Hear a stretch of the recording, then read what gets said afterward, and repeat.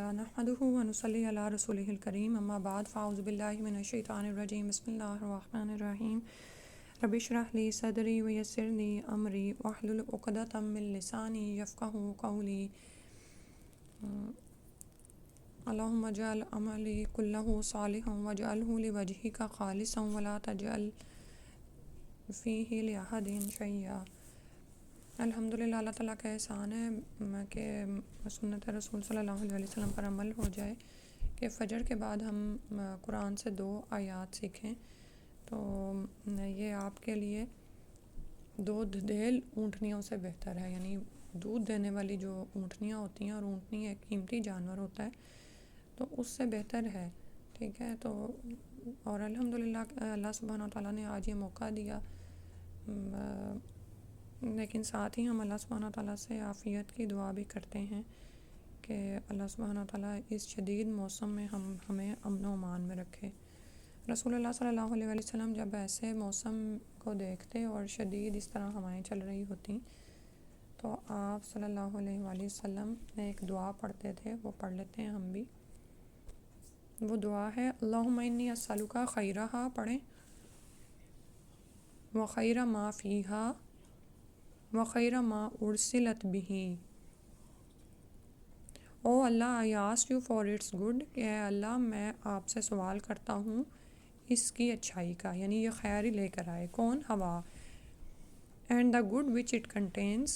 اور اچھا ہی لائے جو بھی اس کے اندر ہے، ٹھیک ہے، اس کے اندر جو کچھ ہے وہ بھی اچھا ہی ہو، and the good of that which it was sent for, اور جس مقصد جس کے لیے یہ جس چیز کے لیے بھیجی گئی ہے اس میں بھی خیر ہی ہو۔ وَأَعُوذُ بِكَ مِن شَرِّهَا وَشَرِّ مَا فِيهَا وَشَرِّ مَا أُرْسِلَتْ بِهِ، and I seek refuge with you from its evil, کہ میں اللہ سبحانہ وتعالیٰ آپ کی پناہ میں آتی ہوں اس کے شر سے، یعنی اگر اس میں کوئی برائی ہے، and what evil it contains, اور جو اس کے اندر برائی ہے، اگر اس میں کوئی برائی ہے تو اللہ تعالیٰ مجھے اپنی پناہ میں رکھنا اس سے، and the evil of that what it was sent for, and the برائی جس کے ساتھ یہ بھیجی گئی ہے، یعنی اگر یہ کوئی شر لے کر آ رہی ہے تو مجھے اس سے محفوظ فرمانا۔ اور آپ صلی اللہ علیہ وسلم ایسی دعا کیوں پڑھتے تھے؟ آپ یہ دیکھیں، ہوا ہے تو بڑی لطیف سی چیز، اور یعنی کہ چلتی ہے تو ہم بڑا راحت محسوس کرتے ہیں، لیکن یہی ہوا جب قوم عاد پر چلی تھی تو یعنی کہ 7 دن اور 8 راتیں مسلسل چلی تھی، اور ان کو اس ہوا نے پٹکا پٹکا کے مارا تھا، ٹھیک ہے، لمبے لمبے قد کے تھے اور وہ ایسے جا پڑے تھے جیسے کھجور کے تنے ہوں، سر کٹ کے ایک طرف جا گرتا تھا اور خود وہ ایسے لاشوں کی طرح جا پڑتے تھے۔ تو جب بھی اس طرح کا موسم ہو تو انسان اس دعا کو نہ بھولے۔ آپ یہ دیکھیں کہ نبی صلی اللہ علیہ وسلم نبی ہیں، اور نبی جب تک قوم میں ہوتا ہے تو قوم پر عذاب نہیں آتا، یہ جو، لیکن آپ صلی اللہ علیہ وسلم ان ہواؤں، تیز ہواؤں کے چلنے سے اتنا پریشان ہو جاتے تھے اور یہ دعا کرتے تھے، تو ہم کیسے اس دعا کو بھولیں، اور اللہ تعالیٰ ہم سب کو عافیت میں رکھے، آمین۔ سورہ البقرہ کی آیت نمبر 253 سے آج شروع کرنا ہے۔ تِلْکَ الرُّسُلُ فَضَّلْنَا بَعْضَهُمْ عَلَى بَعْضٍ، یہ رسول ہیں جن میں سے بعض کو بعض پر فضیلت دی ہے، ان میں سے بعض وہ ہیں جن سے اللہ تعالیٰ نے بات چیت کی ہے اور بعض کے درجے بلند کیے ہیں، اور ہم نے عیسیٰ ابن مریم کو معجزات عطا فرمائے، اور روح القدس یعنی جبریل علیہ السلام سے ان کی تائید کی، یعنی حمایت کی۔ اگر اللہ تعالیٰ چاہتا تو ان کے بعد والے اپنے پاس دلیلیں آ جانے کے بعد ہرگز آپس میں لڑائی بھڑائی نہ کرتے، لیکن ان لوگوں نے اختلاف کیا، ان میں سے بعض تو مومن ہوئے اور بعض کافر، اور اگر اللہ تعالیٰ چاہتا تو یہ آپس میں نہ لڑتے، لیکن اللہ تعالیٰ جو چاہتا ہے کرتا ہے۔ تو قرآن نے یہاں پر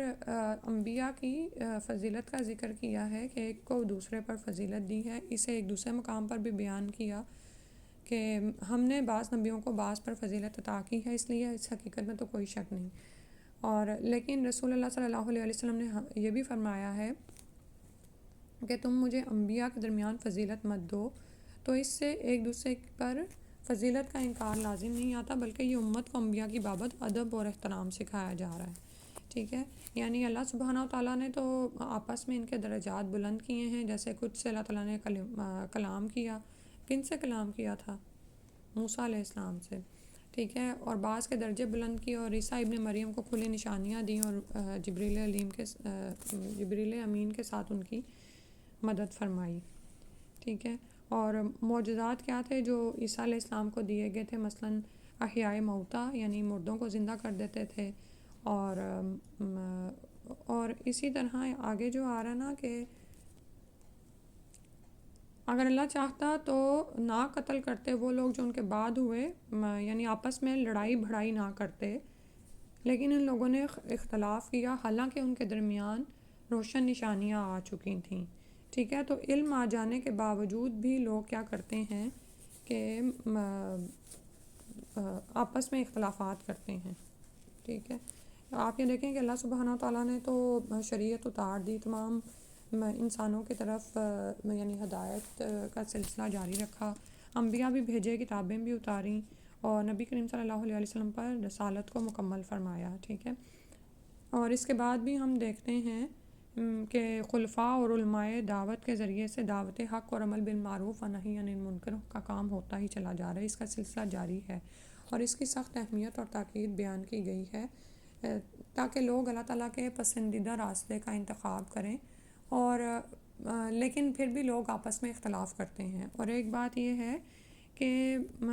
ولو شاء اللہ، اور اگر اللہ تعالیٰ چاہتا تو وہ آپس میں ایک دوسرے سے جنگیں نہ کرتے، لڑائی بھڑائی نہ کرتے، ٹھیک ہے۔ یعنی بعض اوقات ہوتا ہے نا کہ ہم یہ سوچتے ہیں کہ یہ اختلافات کیوں ہو رہے ہیں، کہ اللہ تعالیٰ ان کو زور سے یعنی جبر سے ختم نہیں کر سکتے، تو اللہ تعالیٰ نے دنیا کو پیدا ہی ایک امتحان کے طور پر کیا ہے، ٹھیک ہے۔ تو اللہ تعالیٰ نے انسانوں اور جنوں کو اختیار کی آزادی دی ہے، اور وہ اب ان کے لیے چھوڑ دیا گیا ہے کہ فَمِنْهُمْ مَنْ آمَنَ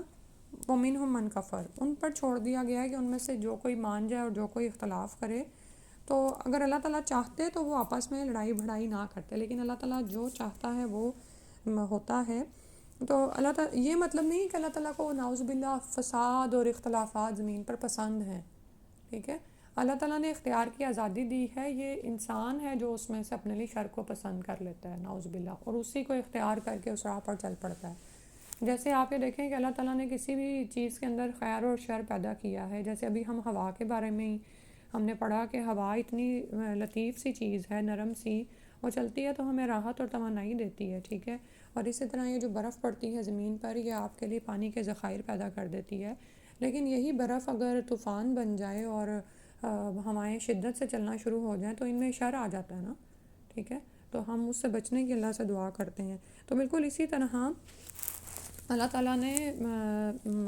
انسان کو اختیار کی آزادی دی تاکہ وہ حق اور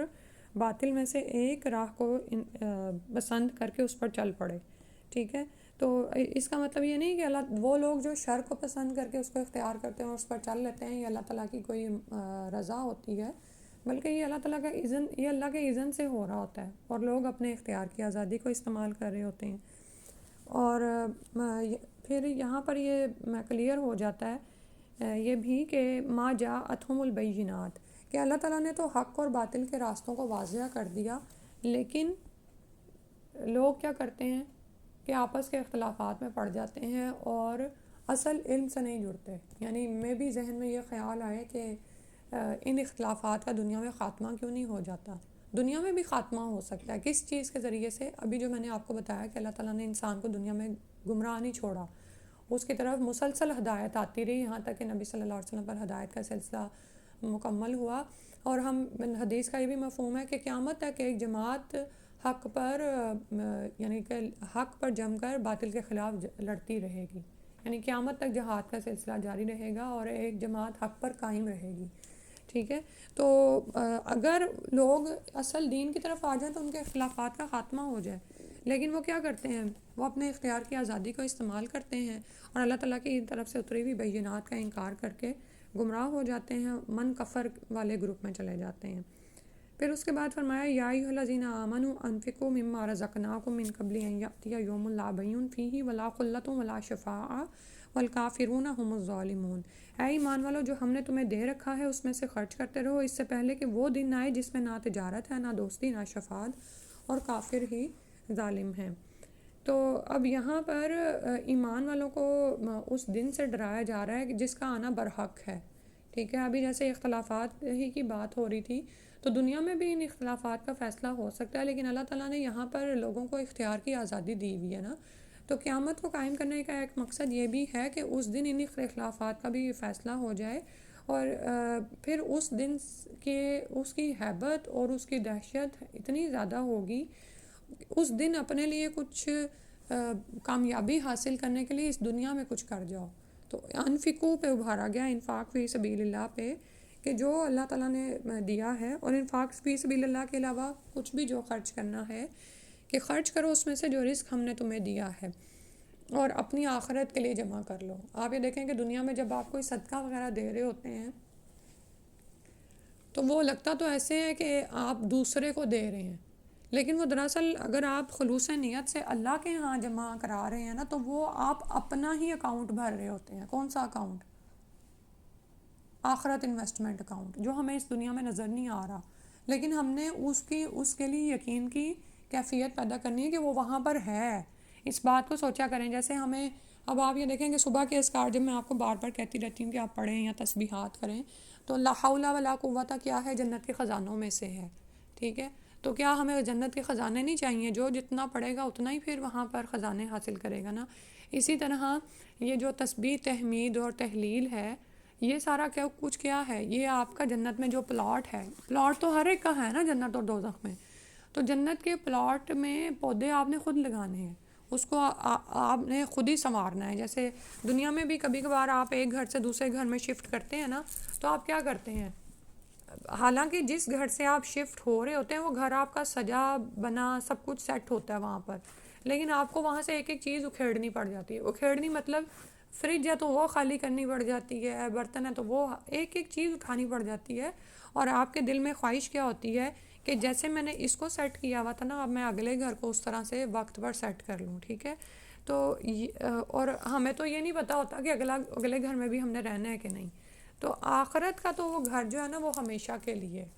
تو وہاں پر ہم دیکھیں کہ ہم کیا کیا کچھ بھیج رہے ہیں اور اس کے لیے ہم خرچ کریں. اور یہ یاد رکھیں کہ جو کچھ کر کے جانا نا اس دنیا میں ہی کرنا ہے، کیونکہ نہ تو وہاں پر کوئی تجارت ہے. یعنی وہاں پر جا کر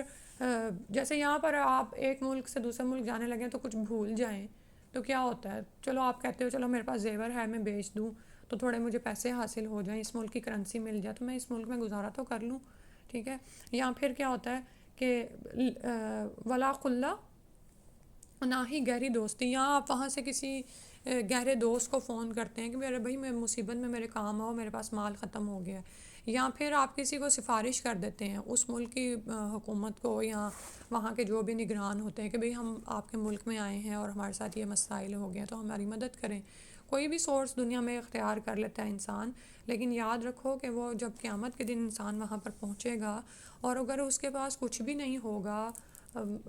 اپنی جان بچانے کے لیے، اپنے جنت میں درجات کو بلند کرنے کے لیے، یا جو بھی اس دن اس کو حسرت ہو رہی ہوگی، نہ تو وہاں پر کوئی تجارت کام آئے گی، یعنی وہاں پر اعمال بک نہیں رہے ہوں گے.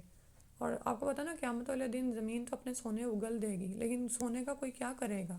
تو دنیا اور جو کچھ بھی اس میں ہے وہ اور آپ دے کر بدلے میں اپنی جان چھڑانا چاہیں گے تو آپ کی جان نہیں بخشی جائے گی اگر آپ کے پاس ایمان اور اعمال صالح نہیں ہے. ٹھیک ہے، اور نہ ہی کوئی گہری دوستی کام آئے گی، بلکہ آپ پڑھتے ہیں نا سورہ اماں پارا کی سورہ میں کہ آدمی اپنی بیوی سے بھاگے گا، اپنے بھائی سے بھاگے گا، اپنے ماں باپ سے بھاگے گا کہ کوئی اس سے کچھ اس کی کوئی نیکی نہ مانگ لے.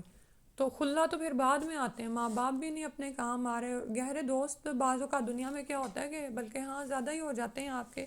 کہ آپ ماں باپ کی جگہ پہ گہرے دوستوں کو زیادہ پریفر کر رہے ہوتے ہیں. لیکن یاد رکھیں کہ یہ گہرے دوست، وہ دوستیاں بھی وہاں پر ختم ہو جائیں گی. ولا شفا، اور کوئی سفارش بھی کام نہیں آ سکے گی. دنیا میں آپ یہ دیکھیں کہ لوگ بعض اوقات اس طرح بھی بہکاتے ہیں کہ چلو لا الہ الا اللہ پڑھ لیا تو رسول اللہ صلی اللہ علیہ وسلم ہماری شفاعت کر دیں گے، یا نبی صلی اللہ علیہ وسلم کی شفاعت مومنین کے حق میں ثابت ہے. لیکن ہم اپنے ایمان کا بھی تو جائزہ لیں اور اپنے اعمال کا بھی تو جائزہ لیں کہ کیا ہم صرف شفاعت پر ہی بیٹھے ہوئے ہیں اور اعمال ہمارے وہی ہیں جو اللہ کو ناپسند ہیں، تو پھر کیسے سفارش ہو سکے گی؟ ٹھیک ہے، اور سفارش ہوگی اللہ ہی کے اذن سے، جیسے ہم آیت الکرسی میں بھی پڑھتے ہیں کہ جس کے حق میں سفارش اللہ تعالیٰ چاہیں گے، جس کی اجازت اللہ تعالیٰ دیں گے وہ ہوگی، اور جس کے لیے یعنی کہ جس کے لیے اللہ تعالیٰ اجازت دیں گے اور جس کو اجازت دیں گے، ٹھیک ہے۔ اور اسی طرح بعض لوگ کیا کرتے ہیں، کچھ بزرگوں کے بارے میں یہ سوچ کر رکھے ہوئے ہوتے ہیں کہ شاید وہ ہمارے لیے کوئی سفارش رکھتے ہیں، ٹھیک ہے۔ تو یاد رکھو کہ سفارش وہی لوگ کر سکیں گے جنہیں اللہ تعالیٰ اجازت دے گا، اور یہ شفاعت اللہ تعالیٰ صرف اہل توحید کے بارے میں ہی اجازت دیں گے، فرشتے بھی کریں گے، انبیاء اور رسل بھی کریں گے، شہداء و صالحین بھی، لیکن اللہ تعالیٰ پر ان میں سے کسی کی بھی کوئی شخصیت کا کوئی دباؤ نہیں ہوگا۔ اللہ تعالیٰ قہار ہیں، غالب ہیں سب پر، ٹھیک ہے۔ اور یہ بھی آتا ہے کہ یہ لوگ تو خود اللہ کے ہاں اس قدر لرزاں اور ترساں ہوں گے کہ ان کے چہروں کا رنگ اڑ رہا ہوگا۔